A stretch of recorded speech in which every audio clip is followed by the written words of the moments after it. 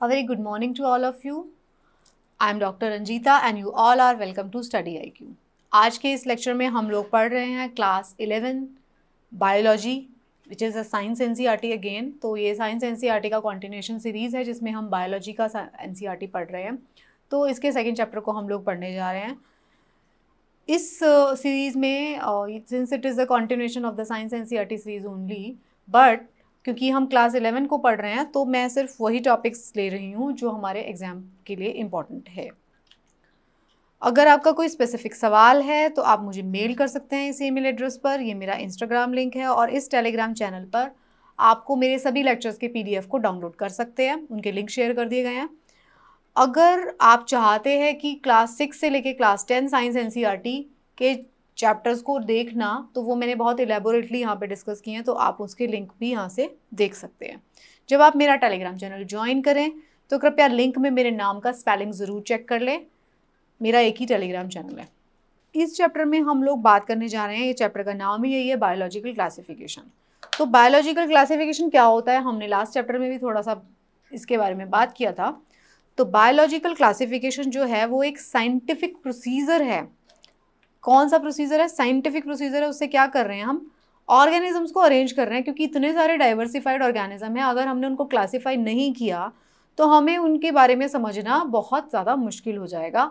1.6 से लेके 1.8 मिलियन जो स्पीशी हैं वो अभी तक हम डिस्कवर कर चुके हैं, जो कि अभी 50% से भी बहुत ज़्यादा कम स्पीशी हैं। अभी इतने सारे स्पीशीज़ को तो हमें डिस्कवर करना बाकी है। तो बायोलॉजिकल क्लासिफिकेशन क्या है? Scientific procedure of arranging organism in hierarchical series. Hierarchy कैसी है? स्पीशी है, फिर जेनरा है, वो आपको पूरा देख लीजिए। ओके, तो hierarchical series of groups and subgroups on the basis of their similarities and dissimilarities. हम ऑर्गेनिज्म की सिमिलैरिटीज और डिससिमिलैरिटीज को देखते हैं, उसके बेसिस पर हम उसको एक हायरार्किकल क्लासिफिकेशन के जो पैटर्न है उसके अंदर फिट कर देते हैं। हम देख लेते हैं कहाँ फिट होएगा ये। तो जो लिविंग ऑर्गेनिजम्स हैं need to be classified because of the following reason. कारण क्या है ये तो हम डिस्कस कर चुके हैं, यहाँ पे आप देख सकते हैं। Study of 1 or 2 organism is not sufficient to know the essential features of the group. अगर हम सिर्फ उठा के 1 या 2 ऑर्गेनिज्म को स्टडी कर लेंगे तो उससे हमें उस पूरे ग्रुप के बारे में पता नहीं चलता। All kind of organism do not occur in one locality. अब हमें पता है कि भाई फॉर एग्जाम्पल डॉग्स इंडिया में भी मिलते हैं, चाइना में भी मिलते हैं, अमेरिका में भी मिलते हैं। तो वो जो है अलग अलग लोकेलिटी पे मिलते हैं। अगर हमने उनको क्लासीफाई नहीं किया तो हमें पता नहीं चलेगा कि भाई ये इसको हम कहाँ पे रखें, इसको ये डॉग है। जो क्लासिफिकेशन है उससे हमें ये भी चलता है, हमें पता करने में हेल्प करती है। Knowing the relationship among different group of organism. हमें ये पता चलता है कि ये स्पीशी जो है कितनी क्लोजली रिलेटेड है दूसरी स्पीशी के साथ, तो उसको फिर हम एक सेम जेनरा में डाल देंगे। इससे हमें it helps in knowing the evolutionary relationship. Evolution कैसे हुआ है उसके बारे में भी हमें क्लासिफिकेशन से पता चलता है। हम देखते हैं जब क्लासीफाई करते हैं हमें समझ में आता है। जैसे हमने किंगडम्स 5 किंगडम्स बनाए, Monera, Protista, fungus, plant, animal, है ना। तो हमें पता चला कि किस तरीके से इवोल्यूशन प्रोसेस हुआ। तो इन सब कारणों से हमें क्लासिफिकेशन करने की ज़रूरत पड़ती है। तो अभी हमने लास्ट क्लास में पढ़ा था कि R.H. विटेकर जो है इन्होंने 1969 में क्लासिफिकेशन दिया। Before 1969 the classification system for living organism has undergo several changes over time. मैंने आपको बोला कि बहुत तरीके से ये जो क्लासिफिकेशन है एकदम से नहीं आ गई थी। उसको परफेक्ट बनने में या उसको इस तरीके का बनने में कि वो मैक्सिमम स्पीशी को अच्छी तरीके से अकोमोडेट कर पाए, उससे पहले अलग अलग तरीके की बहुत सारी क्लासिफिकेशंस आई थी। हमने उनको नहीं पढ़ा क्योंकि हम एग्जाम पॉइंट ऑफ व्यू से पढ़ रहे हैं।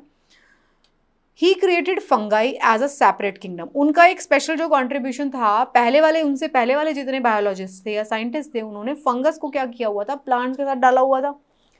तो उन्होंने क्या किया, फंगस एक अलग कैटेगरी उन्होंने बताया। जो उनका क्राइटेरिया क्या था, जो विटेकर ने जो क्लासिफिकेशन की, उसका क्लासिफिकेशन का क्राइटेरिया क्या क्राइटेरिया उन्होंने लिया। पहला जो था वो तो था सेल स्ट्रक्चर। उन्होंने देखा भैया सेल कैसी है, ट्रू सेल है, प्रोकैरियोटिक है कि यूकैरियोटिक है, क्या सेल का स्ट्रक्चर है। मोड ऑफ न्यूट्रिशन, कैसे न्यूट्रिशन ले रहा है वो ऑर्गेनिज्म। थैलस ऑर्गेनाइजेशन, मतलब उसका थैलस का ऑर्गेनाइजेशन मतलब तो प्लांट लाइक जो स्ट्रक्चर होता है, एक रूट होगा और उसके ऊपर प्लांट लाइक बने, वो कैसा है, उसका रिप्रोडक्शन कैसे करता है, और फाइलोजेनिक रिलेशनशिप उसका किस तरीके से चलता है, इन सब चीज़ों के ऊपर उन्होंने अपनी क्लासिफिकेशन को बेस किया। उन्होंने ये सारे क्राइटेरिया से उनको कंसिडर किया, फिर उन्होंने ऑर्गेनिजम्स को क्लासीफाई करना शुरू किया। अब अगर आप विटेकर की क्लासिफिकेशन देखते हैं, ये चार्ट बड़ा इंपॉर्टेंट है, आप इसको बार बार रिपीट करके पढ़ते रहना, और जब भी ये चैप्टर्स को आप रिवाइज करो तो उसमें से ये वाले चार्ट को आप ज़रूर पढ़ लेना। 5 किंगडम्स हैं, Monera, protista, fungus, plant and animal, उसी के अंदर सारी स्पीशी क्लासीफाई हो जाती हैं।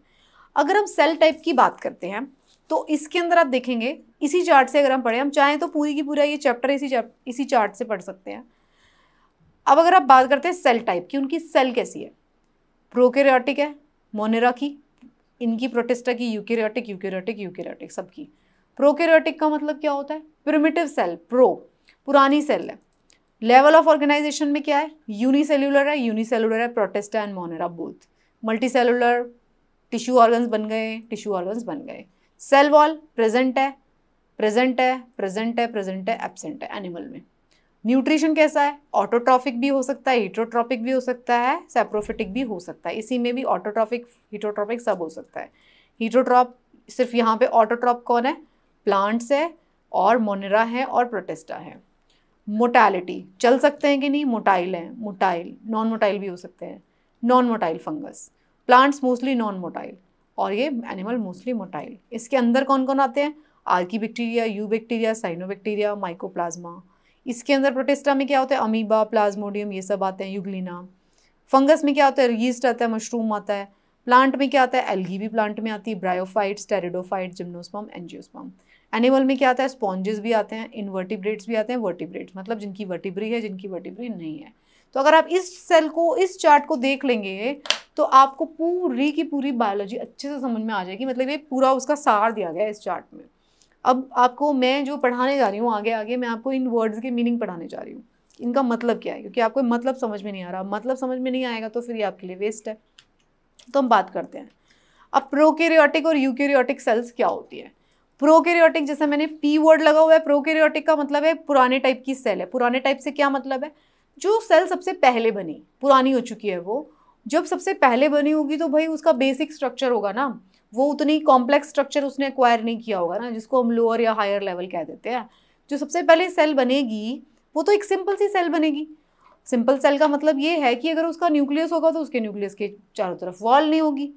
हमने जब सेल का स्ट्रक्चर पढ़ा, मान लीजिए टिपिकल सेल है, उसके बीच में एक हमने न्यूक्लियस पढ़ा, उस न्यूक्लियस के अंदर डीएनए या आरएनए रहता है और उसके अंदर एक न्यूक्लियोलस होता है ना।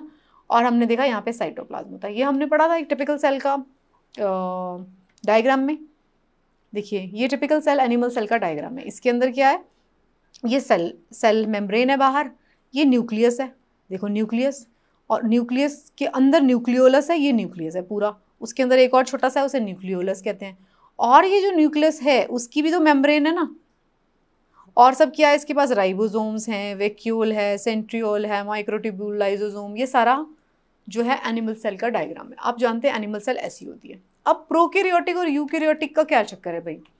प्रोकैरियोटिक जो सेल होती है ना, जो पुरानी सेल है, पुरानी सेल से मतलब ये हुआ सिंपल है, वो सिंपल है तो उसका जो सेल मेम्ब्रेन तो बन गया था, लेकिन उसके अंदर क्या नहीं आया था, उसके अंदर जेनेटिक मटेरियल ऐसे ही पड़ा हुआ था, न्यूक्लियस नहीं बना था प्रॉपर। तो न्यूक्लियस कैसे नहीं बना, मतलब न्यूक्लियस की एक डिफाइंड मेम्ब्रेन नहीं थी, तो सेल जो उसका जेनेटिक मटेरियल था वो ऐसे ही पड़ा हुआ था। मतलब मोस्ट प्रोकैरियोटिक आर यूनिसेलुलर होते हैं। Nucleus is poorly defined due to absence of nuclear membrane. Nucleus हम क्यों बोल रहे हैं उसको, क्योंकि जेनेटिक मटेरियल पड़ा हुआ है। जेनेटिक मटेरियल क्या होता है, आरएनए या डीएनए, वो पड़ा हुआ है, लेकिन उसके चारों तरफ मेम्ब्रेन नहीं बनी हुई है, वो प्रॉपरली डिफाइंड एक बैग, मतलब एक न्यूक्लियस के फॉर्म में नहीं है, इसलिए हमने इसको क्या बोला। ये इसका पहला है करेक्टर प्रोकैरियोटिक का। दूसरा, न्यूक्लियोलस भी एब्सेंट होता है। 2 करेक्टर्स आपको हमेशा डिफाइनिंग करेक्टर होते हैं, ये अगर आपको समझ में आ जाते हैं तो आप समझ जाएंगे। प्रोकैरियोटिक सेल के अंदर न्यूक्लियस जो होता है नहीं बना होता और न्यूक्लियोलस भी नहीं होता। मतलब क्या हुआ, न्यूक्लियर मेम्ब्रेन भी नहीं है और न्यूक्लियोलस भी नहीं है। जो न्यूक्लियस के अंदर रहता है ये छोटा सा, ये होता है न्यूक्लियोलस। ये न्यूक्लियस, ये न्यूक्लियोलस। तो न्यूक्लियस भी ठीक से बना नहीं हुआ, मेम्ब्रेन नहीं है और न्यूक्लियोलस भी नहीं है। सेल ऑर्गेनेलीज जो हैं ये भी एब्सेंट होते हैं। Bacteria and blue green algae are the prokaryotic cell. तो मतलब जो दो डिफाइनिंग फीचर हैं, जो सबसे बड़े डिफाइनिंग फीचर होते हैं प्रोकैरियोटिक सेल के, वो होते हैं कि उनके अंदर न्यूक्लियस मेम्ब्रेन नहीं होती, न्यूक्लियस ही नहीं बना हुआ और न्यूक्लियोलस भी नहीं बना हुआ। तो ये दो चीज़ें होती हैं। यूकैरियोटिक सेल्स क्या होती हैं? यूकैरियोटिक जो होती है वो हायर ऑर्गेनिजम्स में होती है, मोस्टली मल्टी सेलुलर होती है। The nucleus is well defined, उनका न्यूक्लियस अच्छे से बना होता है, वेल डिफाइंड न्यूक्लियस है, न्यूक्लियर मेम्ब्रेन है, उनके पास न्यूक्लियोलस भी है, सारे सेल ऑर्गेनेलीज भी हैं, फंगस, प्लांट्स, एनिमल, ये सब के सब इसमें आते हैं, राइट। हमने जो ये पढ़ा था, ये देखिए प्रोटिस्टा में यूकैरियोटिक है, यहाँ पे देखिए यहाँ सारे यूकैरियोटिक और प्रोकैरियोटिक सेल के बीच में अब आप डिफरेंस को समझ गए हैं। ट्रू न्यूक्लियस नहीं होगा, न्यूक्लियोलस भी नहीं होगा, न्यूक्लियर मेम्ब्रेन भी नहीं होगा। एनिमल सेल का स्ट्रक्चर आपने देख लिया, इसको आप बहुत अच्छे से लर्न कर लीजिए क्या स्ट्रक्चर होता है। एक सेल है पूरी, ये सेल मेम्ब्रेन है, फिर इसके बीच में न्यूक्लियस है, इसके अंदर न्यूक्लियर मेम्ब्रेन है, इसके अंदर न्यूक्लियोलस है, ये डीएनए आरएनए जो भी होगा, ये बाकी की सारी organelles, mitochondria, Golgi apparatus, ribosomes, vacuole सारी होंगी। So this is the thing. फिर हम बात करते हैं किंगडम मोनेरा। हमने बोला 5 किंगडम्स हैं। विटेकर जी ने क्लासिफिकेशन दी, उन्होंने सारी की सारी जितनी भी स्पीशीज थी उन सबको 5 किंगडम्स में बांट दिया, ये आप जानते हैं। वो कौन कौन सी किंगडम थी? सबसे पहली थी मोनेरा, मतलब पहली मतलब सबसे ज़्यादा पुरानी, ओके, मोनेरा। फिर मोनेरा से प्रोटिस्टा बने, फिर ये वाले सारे ऑर्गेनिज्म हायर आए, Monera, protista, fungus, plant, animal, ये 5 किंगडम्स हैं, आपको याद रहने चाहिए ये। तो अब हम किंगडम मोनेरा की बात करते हैं। तो किंगडम मोनेरा जो कि हमने, जो क्लासिफिकेशन है विटेकर का, जिसमें 5 किंगडम्स बताए गए हैं, तो उस किंगडम में से सबसे पहला किंगडम है मोनेरा। वो क्या है? मोनेरा किंगडम के अंदर क्या होगा? मोनेरा किंगडम में इंक्लूडेड होंगे सारे प्रोकैरियोट्स। अब इस बात को आप थोड़ा सा ध्यान से समझ लीजिए, आई एम जस्ट ट्राइंग कि मैं सिंपल तरीके से समझा दूँ आपको। प्रोकैरियोट्स हमने अभी देखा था कौन से सेल्स हैं? प्रिमिटिव सेल्स हैं, मतलब पुराने हैं। उसके अंदर क्या आते हैं? सारे bacterias, mycoplasma, actinomycetes and cyanobacteria, जिसको हम ब्लू ग्रीन एल्गी भी कहते हैं। तो आप एक चीज़ को समझ लीजिए, बैक्टीरिया और ब्लू ग्रीन एल्गी कौन है? वो है हमारे मोनेरा। मोनेरा के अंदर क्या आता है? मोनेरा के अंदर प्रोकैरियोटिक सेल्स आते हैं, वो पुराने सेल्स हैं, सिंपल तरीके के सेल्स हैं, और ये ऑर्गेनिजम्स जो हैं ये भी सिंपल तरीके के ऑर्गेनिज्म हैं। तो ये सबसे सिंपलेस्ट फॉर्म जो ऑर्गेनिज्म है उनकी किंगडम है मोनेरा। इसके अंदर सारे बैक्टीरियाज, एक्टिनोमाइसिटीज, साइनोबैक्टीरिया, ये सारे के सारे आते हैं, राइट। तो ये पहली किंगडम है। इसमें क्या होता है? जैसा मैंने आपको बताया, सिंपलेस्ट हैं और मोस्ट प्रिमिटिव हैं, सबसे पुराने हैं, यूनिसेल्युलर हैं, ये सब के सब यूनिसेल्युलर हैं, सबसे पुराने हैं। तो सिर्फ एक सिंगल सेल होता था इनके पास।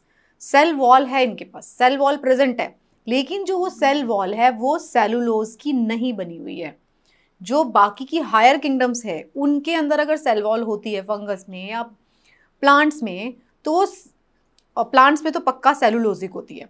तो ये जो इनकी सेल वॉल है, इनकी सेल वॉल कैसी है? वो पेप्टिडोग्लाइकन्स की बनी हुई है, म्यूरेंस की बनी हुई है, लेकिन किसकी नहीं बनी हुई? बस आप ये याद रख लो, सेलुलोज की नहीं बनी हुई है। और जो मेम्ब्रेन माउंट ऑर्गेनेलीज हैं वो इसमें नहीं होंगे।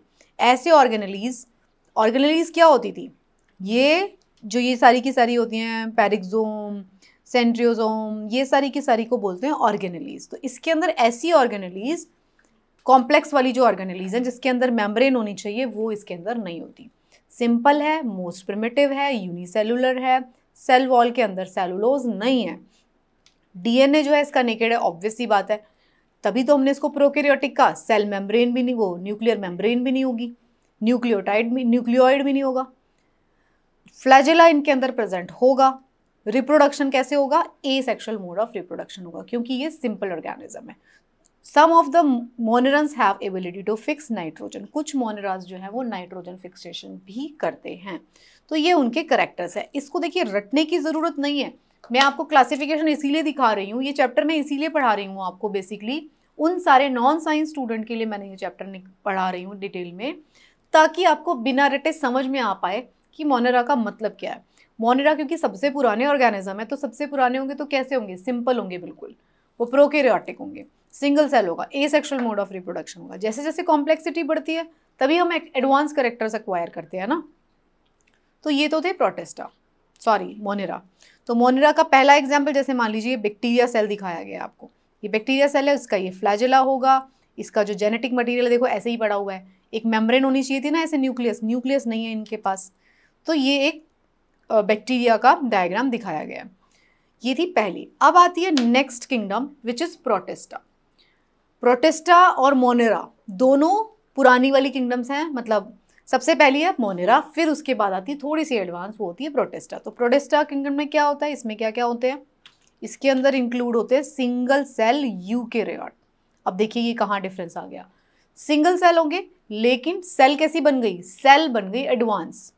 मोनेरा भी सिंगल सेल थे लेकिन सेल कैसी थी, प्रोकैरियोटिक। प्रोटिस्टा भी सिंगल सेल है लेकिन सेल कैसी है, eukaryotes. But the boundaries of this kingdom are not well defined. अभी इसकी हमने फुल फ्लेजेड बाउंड्रीज नहीं बना सकते, मतलब कुछ कुछ कैरेक्टर इधर उधर फ्लक्चुएट करते हैं। अर्नस्ट हैकेल है, उन्होंने सबसे पहले ये वाली किंगडम बताई थी। फिजियोलॉजिकली जो किंगडम प्रोटिस्टा है वो एक्ट करती है connecting link between monera and fungus, इन दोनों के बीच का, फंगस प्लांट और एनिमल के बीच का। फंगस प्लांट और एनिमल एक हायर चले जाते हैं, मोनेरा जो है वो बिल्कुल लोअर लेवल के ऑर्गेनिज्म है, प्रोटिस्टा इनके बीच के है, सिंगल सेल है लेकिन यूकेरियोट्स है। ठीक है, किंगडम प्रोटिस्टा जो है इसके अंदर क्या क्या आता है, डायनोफ्लैजिलेट, यूग्लेनॉइड्स, ये सारे इसके अंदर आते हैं, प्रोटोजोआस। आपको क्या करना है, आपको बस इनके नाम पढ़ लेने हैं एक बार। बैक्टीरिया और ब्लू ग्रीन एल्गी कौन है, वो मोनेराज हैं। ये आपको बस थोड़ी सी चीज़ें याद रखनी है, डिटेल में इसलिए पढ़ा रही हूँ कि आपको कुछ जो है आपके ब्रेन के अंदर कुछ लॉजिकल क्लैरिटी आ रहा है। जर्नल कैरेक्टरिस्टिक्स क्या होते हैं प्रोटिस्टा के, अब तो आप बता सकते हैं। ये कैसे होंगे, मोस्टली एक्वेटिक होते हैं, पानी में मिलेंगे आपको। Some protista also live in the bodies of animal as parasite, जो दूसरे एनिमल्स हैं उनकी बॉडी के अंदर वो पैरासाइट के फॉर्म में भी रहते हैं। सेल्स कैसी हैं इनकी, यूकेरियोटिक है, उनके अंदर सेल मेम्ब्रेन बाउंड ऑर्गेनेलीज हैं, यस, माइटोकॉन्ड्रिया, गोल्गी एपिटस, सब कुछ है उनके पास। लोकोमोशन मतलब ये मूव कैसे करते हैं, सूडोपोडिया से करते हैं या तो सिलिया से करते हैं। Diatoms do not have organelles, कुछ ऐसे प्रोटिस्टा भी होते हैं जिनके अंदर ऑर्गेनेलीज नहीं होते। प्रोटिस्टा का न्यूट्रिशन लेने का तरीका कैसे होता है, तो प्रोटिस्टा का न्यूट्रिशन लेने का तरीका अलग अलग हो सकता है। फोटोसिंथेसिस भी करते हैं, कुछ हेलोजोइक होते हैं, मतलब protozoa like amoeba and paramecium. Zootrophic, वो कोई भी फूड वैक्यूल ऐसे बना के वो ऐसे अपना सूडोपोडिया निकाल के अमीबा खा लेता है ना, वो। सेप्रोबिक होता है, सेप्रोफिटिक न्यूट्रिशन भी करते हैं, पैरासिटिक भी होते हैं। ठीक है, मिक्सोट्रोपिक भी हो सकते हैं, सिम्बायोटिक भी हो सकते हैं, पिनोसाइटोसिस भी हो सकता है, ये कुछ भी हो सकता है। ये जो था एनसीईआरटी में ये सब कुछ लिखा हुआ है, इंक्लूड कर दिया है मैंने। लेकिन बस आपको समझने की बात क्या है कि प्रोटिस्टा में अलग अलग तरीके का न्यूट्रिशन हो सकता है, फोटोसिंथेसिस से लेके सेप्रोफिटिक से लेके पैरासिटिक, किसी भी तरीके का हो सकता है। वो सारे के सारे ऑर्गेनिज्म को हमने प्रोटिस्टा में डाला है। वो ऑर्गेनिज्म जो होते हैं यूकेरियोटिक हैं, सिंगल सेलुलर है। ठीक है, मोस्ट जो प्रोटिस्टा होते हैं वो एरोबिक होते हैं, मतलब ऑक्सीजन की प्रेजेंस में ही वो रहते हैं। कुछ प्रोटिस्टा जो हैं वो bottom of the aquatic habitat पर एनारोबिकली भी रह सकते हैं, मोस्टली एरोबिक होते हैं। प्रोटिस्टा जो रिप्रोड्यूस कैसे करते हैं, वही asexual and sexually by process involving cell fusion. Sexual mode of जो रिप्रोडक्शन है वो भी इसमें जाके देखा जा रहा है, इसीलिए इसको बोला कि इसकी बाउंड्रीज एकदम डिफाइंड नहीं है, ये दोनों के बीच में आ रहा है। ये फंगस, प्लांट्स और एनिमल, और यहाँ पे मोनेरा, उन दोनों के बीच में फॉल कर रहा है, इसलिए इसकी बाउंड्रीज क्या है, वेल डिफाइंड बाउंड्रीज नहीं है।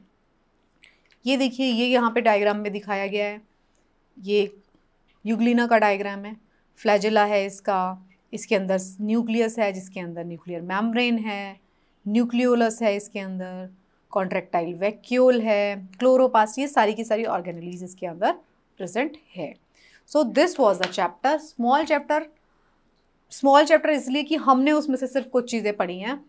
वैसे अगर आप क्लास 11 साइंस बायोलॉजी एनसीईआरटी का चैप्टर देखेंगे तो काफ़ी बड़ा चैप्टर है, बट सिंस हम इसको एग्जाम पॉइंट ऑफ व्यू से पढ़ रहे हैं, अगर हमने बहुत ज़्यादा डिटेल पढ़ा तो that would be not beneficial for us. तो हमने इसमें से उतना ही पढ़ा है। हमने 2 किंगडम्स के बारे में पढ़ा, प्रोटिस्टा के बारे में एंड मोनेरा के बारे में। मैं जो आपको बता रही हूँ या तो आपको एक तो उनके नाम लर्न करने हैं कि मोनेरा में क्या क्या आता है, बैक्टीरियाज, ब्लू ग्रीन एल्गी जैसे उसके 2 डिफाइनिंग ऑर्गेनिजम्स थे, और प्रोटिस्टा में कौन कौन से ऑर्गेनिजम्स आते हैं, उनके डिफाइनिंग कैरेक्टर्स क्या हैं और क्यों ऐसा है। सो आई होप आपको ये चैप्टर समझ में आया होगा। Thank you so much and I wish कि you will be able to solve the questions related to this topic, and best of luck for your preparation.